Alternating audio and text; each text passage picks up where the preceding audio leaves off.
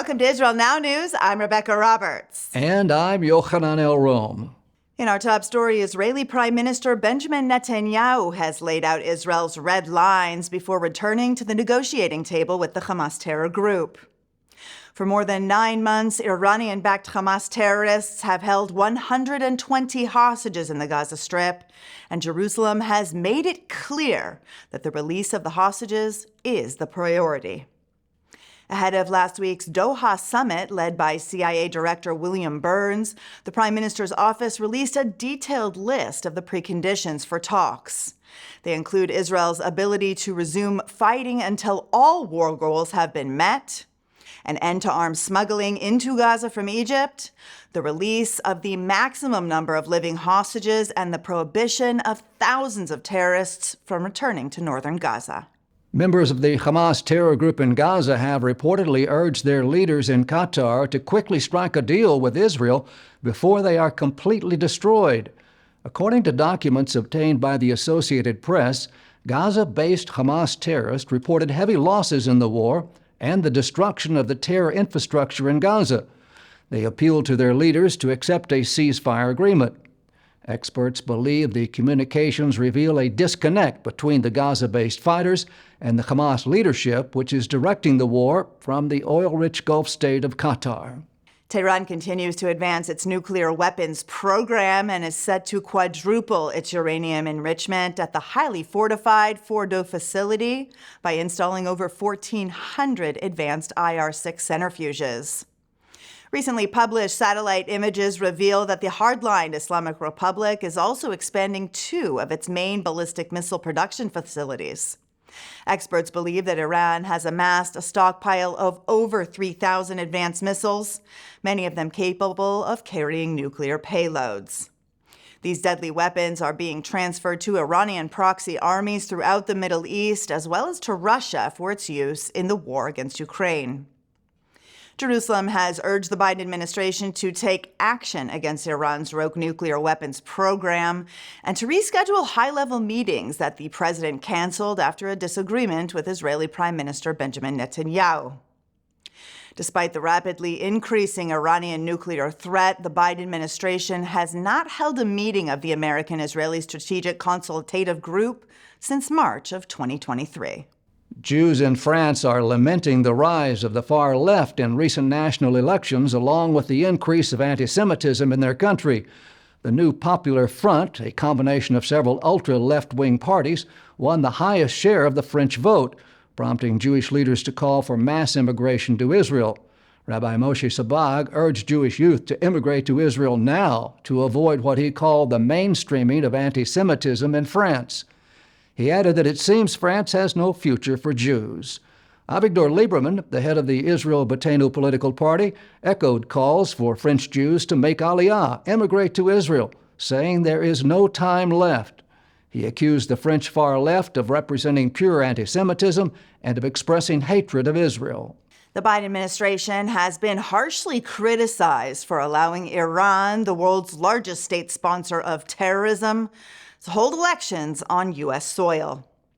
Lisa Daftari, an expert on American-Iranian affairs, told Fox News that the Biden administration's decision to allow the regime to extend its influence onto U.S. soil is deeply troubling.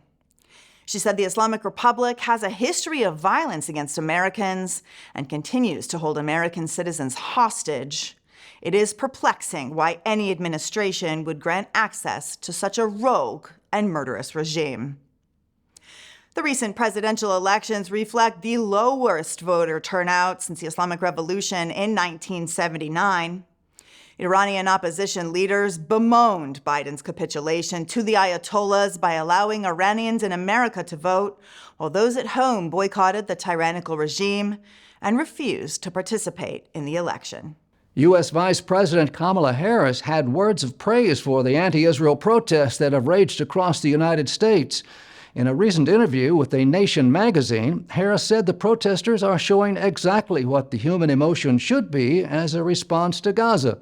She stopped short of endorsing the radical anti-Semitic agenda of the activist, but said she understands the emotion behind their actions. Hezbollah has taken a page out of Hamas's playbook and has instituted reward payments for terrorists. A Saudi news outlet has reported that the Lebanese government has decided to provide financial aid to relatives of Hezbollah terrorists who die in the escalating conflict with Israel. Beirut will give $20,000 to each family of a Hezbollah militant killed in action. The Al Hadath broadcaster said it was a unanimous decision by the government. The plan has created a divide among Lebanese citizens who argue that Hezbollah decided to go to war against Israel without consulting the government. In addition, the financially strapped state is often unable to pay the salaries of government employees. The Lebanese parliament is also considering a measure that would exempt residents of southern Lebanon from paying taxes due to the war. In a disgusting display of anti-Semitism, the office of U.S. Representative Brad Snyder was vandalized by pro-Hamas protesters. Snyder is the co-chair of the Congressional Israel Allies Caucus in the United States and has been a strong advocate for Israel as it fights the genocidal Hamas terror group. The Democratic lawmaker reported that his Capitol Hill office was vandalized in a vile act of hate in which the posters of more than 100 people still being held hostage by Hamas in Gaza were ripped from the walls, shredded, and strewn across the floor. Capitol Police say they are investigating the incident. The Leo Baeck Institute's Library of Lost Books project is enlisting the public's help in recovering precious Jewish texts that were looted by the Nazis. On the eve of World War II, the Nazis stormed the Higher Institute for Jewish Studies in Berlin and confiscated its collection of over 60,000 books. Many of the school's staff were sent to concentration camps. In honor of their memory, the Library of Lost Books project was launched to locate and share the lost Jewish texts. About 5,000 books have been discovered over the last 20 years. They have been found and uploaded to the online library for the whole world to read. Now the researchers have turned to the public, asking them to join in the search for the lost treasure of Jewish books. According to the website, amateur detectives can learn how to identify the lost books through online tutorials, which include recreations of lost book covers and library identification tags. The vicious Hamas attacks on the Jewish state caused some people to question their religious beliefs, but 9 months after the genocide, Israelis are returning to their faith in droves. Israel Now News reported that at the onset of the war with Hamas in Gaza, previously secular Israeli soldiers were requesting religious items such as tzitzit and tefillin. There was such a demand for these biblically required items that civilian task forces were established to prepare and provide them to soldiers on the front lines. Since then, there have been international days of prayer that have drawn millions of Jews around the world to petition the Almighty for peace in His land and the return of the hostages. E.T.L. Goldvich, the educational director for Aish HaTorah, a Jewish outreach organization, told Medialine News that Aish's online chat service has experienced a 300% increase in usage since October 7th. A report in the Jerusalem Post reflects that 1/3 of Israelis say they have strengthened their faith in God since the Hamas attacks on Israel. The same survey reveals that 63% of Israelis are praying more and 45% have increased their reciting of the Psalms. Researchers with the Israel Antiquities Authority have discovered evidence of the last Jewish revolt against Rome more than 1,600 years ago. Archaeologists excavating the remains of a large Jewish public facility in Lod discovered a trove of 94 silver and bronze coins dating from 221 to 354 CE hidden in the floorboards of the complex. The coins coincide with the final Jewish revolt against the Roman Caesar Flavius Claudius Constantius Gallus between the years 351 and 354 of the Common Era. Researchers also discovered numerous ancient Hebrew inscriptions at the site. In the aftermath of the destruction of the Second Temple by the Romans, Lod became an important center for Jewish life in Israel. The American-Israeli parents of Hersh Goldberg are launching a week of good deeds in the name of their son, who has been held by Hamas terrorists in Gaza for more than 9 months. Hersh's father, John, explained that the Week of Goodness is universal and that Jews and Christians all over the world are invited to participate. The campaign will begin on Sunday, July 14th, and will include public Bible studies and volunteer activities to raise awareness of the plight of the hostages.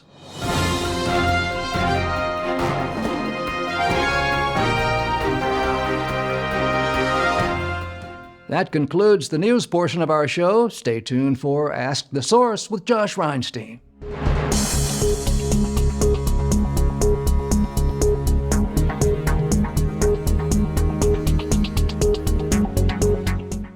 Hello and welcome to Ask the Source. I'm your host, Josh Reinstein, and we're here in our beautiful studio in Jerusalem.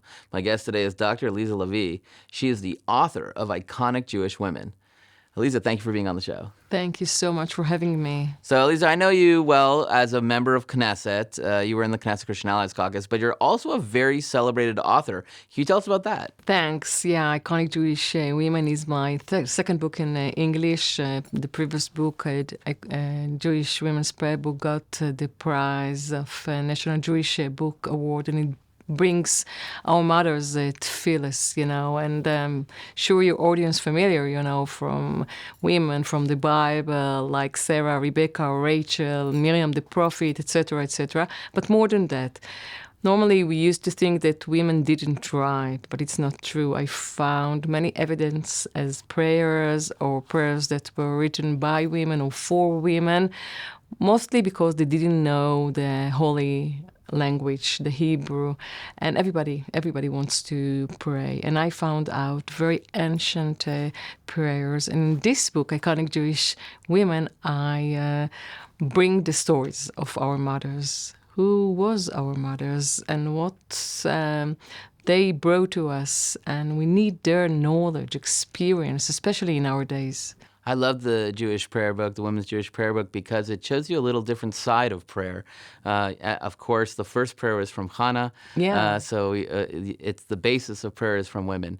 But it was very interesting. And now you came out with this new book about iconic Jewish women. Can you tell us a little about who are some of the women? What are some of the stories you hear about? All the halachic Jewish code of how to pray, we learn from women, from Hannah, from her most intimate moment. Then she went to Shiloh and, pray for a baby. And actually, from this moment, everything started with our tefillah. So who was Hannah and why we are not that familiar with all the story around? And Hannah's prayer, it's, something amazing. Read it. It's brings 3 different tenses. And more than that, more you read, more you understand the importance of this prayer and why the Mefarshim, the people that, help us to understand, put so much attention. And many, many, many Sidurim prayer books open with the words, but thanks for Hannah, ותתפלל Hannah ותאמר, and then Hannah opened her mouth and said, every Sidurim in Sfarad, in Ashkenaz, in many, many 2,000 of years.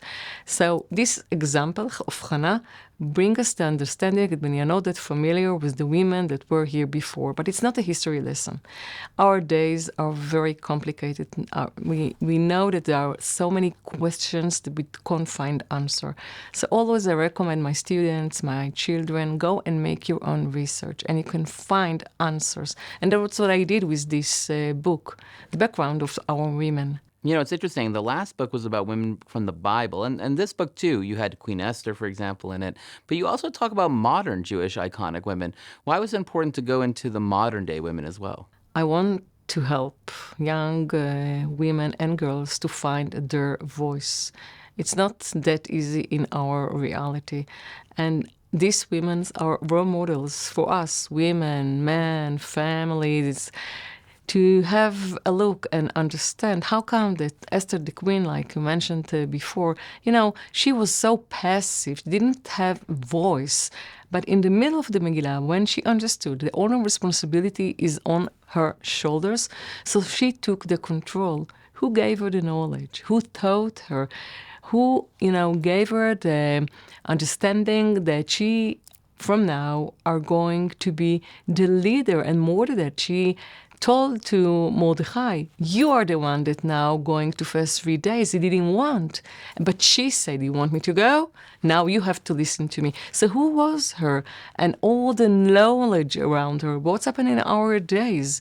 More we know, more we understand that we need to bring back from the past to our life a lot of knowledge, and we need it. We need it to bring back our identity, to understand the history, and to understand our reality. You know, Israel has had a lot of women in leadership positions. You have Golda Meir, the former prime minister. We had Dalia Yitzhak, speaker of the Knesset, of the Banish, who was the president of the Supreme Court. Why is it culturally important that men and women lead Israel? You know, men and women fight side by side in the military. Why is that part of the Jewish culture? Now in these days, it's not that good. And you know, if Golda Meir will come to visit us, she's going to ask, hey, what's happened here since I left you?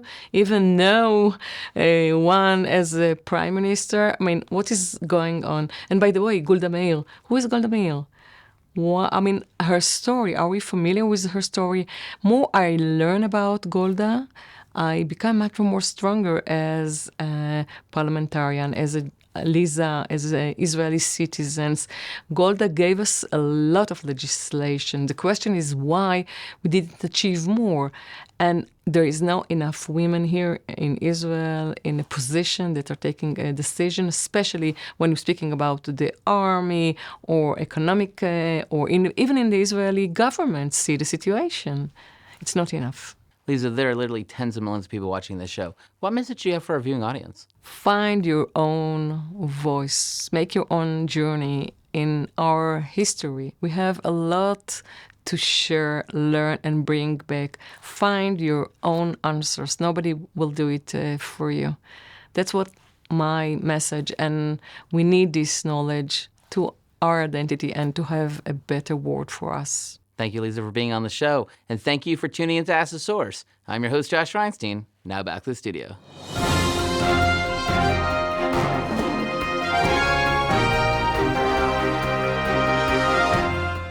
And now the truth from Zion.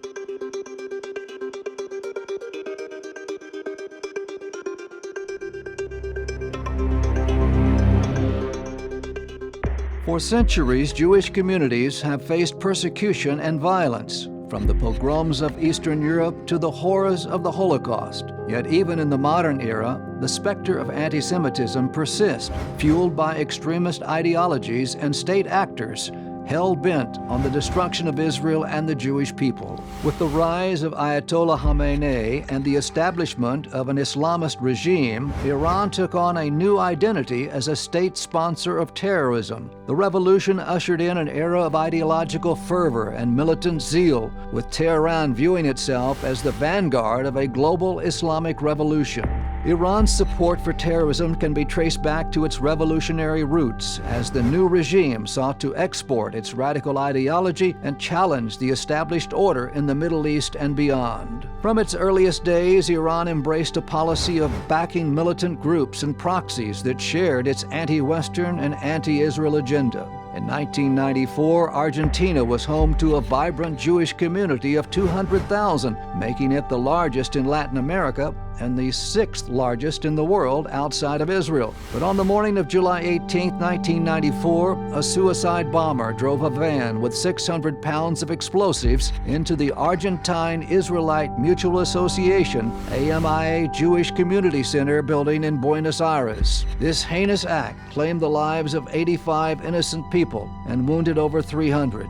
This atrocity, carried out by Hezbollah operatives with the backing of the Iranian regime, stands as a stark reminder of the grave threat posed by state-sponsored terrorism and for the urgent need for unwavering solidarity with Israel and Jews around the world. The echoes of this tragedy reverberate back to March 17, 1992, when a suicide bomber detonated a car bomb outside the Israeli embassy in Buenos Aires, killing 29 people and injuring over 200 others. This attack, too, was carried out by Hezbollah at the behest of Iran in a chilling display of the regime's unyielding hostility towards Israel and the Jewish people. The parallels between these two attacks are striking, underscoring the relentless nature of Iranian-sponsored terrorism and its determination to target Jewish communities wherever they may be found.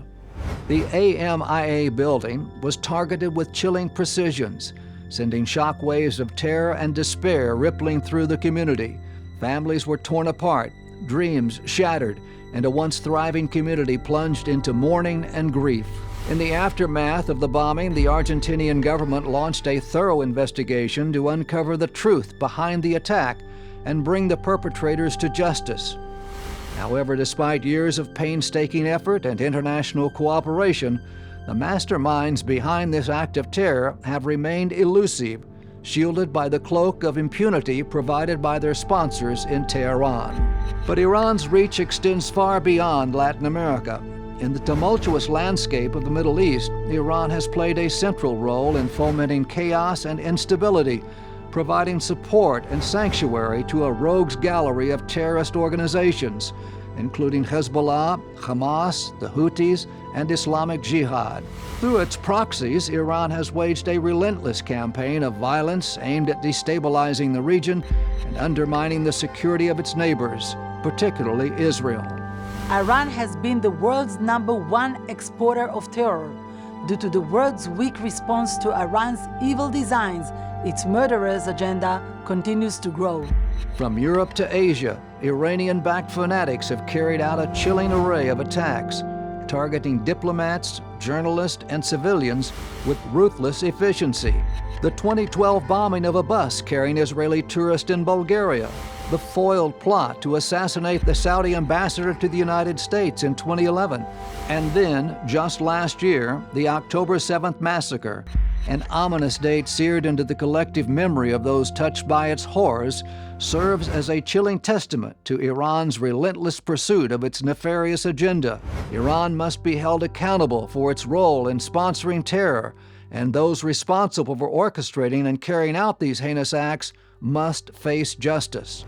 As we remember the victims of the AMIA bombing and all those who have fallen victim to Iranian-sponsored terrorism in Israel and around the world, we must send a clear and unequivocal message to Tehran that the world will not tolerate its support for violence and terror. Only then can we hope to build a safer, more peaceful world for future generations.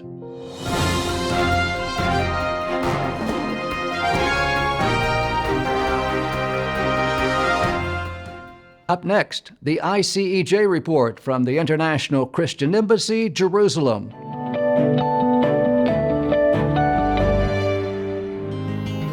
Psalm 91 says that he who dwells in the shelter of the Most High abides in the shadow of the Almighty. Now, for the Jewish people, this very beautiful promise and powerful promise has a whole different meaning.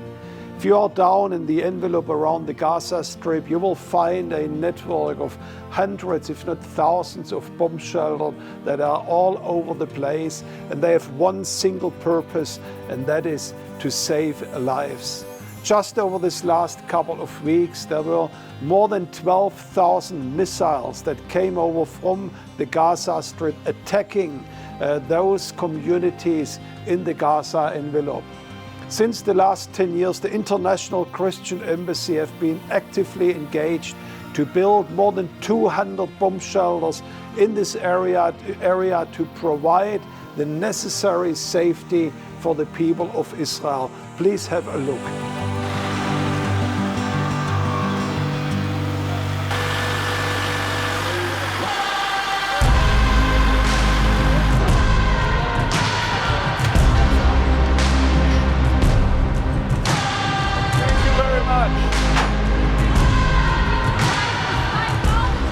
Just around the corner, a few meters, a few feet away from here, is a young group of young kids that are practicing and rehearsal in their sports class, and this bomb shelter will serve from them. That means if there is an alarm here in the region, they just can run out of the house and they have a safe bomb shelter here. My name is Ivo Panchev. I'm sensei in this dojo. I'm happy to hear that Christians have an organization that donate money and chattels for our area. I hope that will be shalom and peace. I think it will be. If everyone wants this, so strong, will be.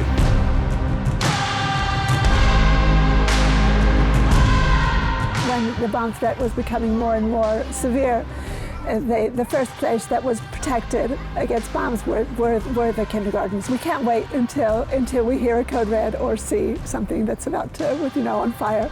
We have to know what to do, spend a lot of time preparing. And we practice with the children. They know that if there's a code red when they're on a walk not near a building, then they cover their heads. They know to do it. If I'm caught between one place and the other and there's a shelter there and I can go in, then practically it's very important.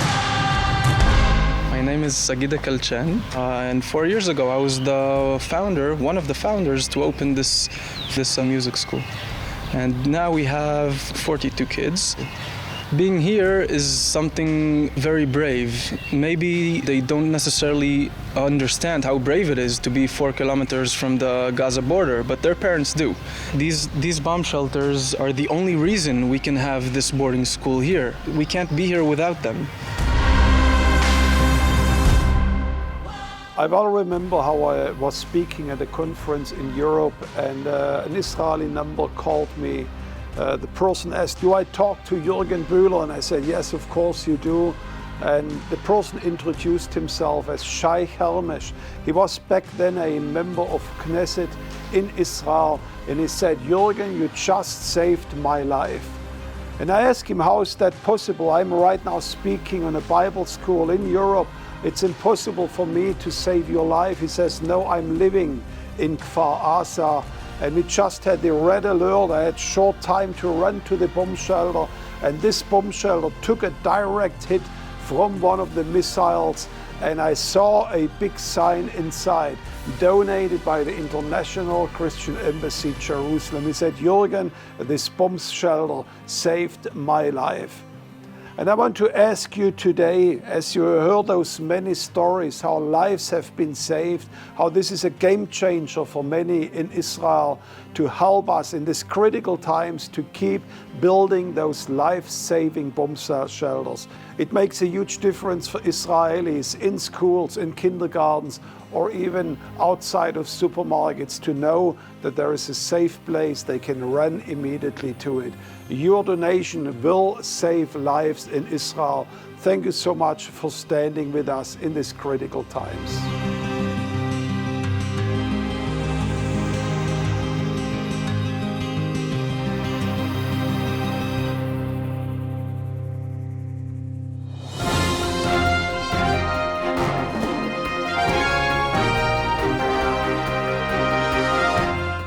That's all for this edition of Israel Now News. I'm Rebekah Roberts. And I'm Yochanan Elrom, reporting from our studio in Jerusalem. Join us again next week for all of your Israel updates.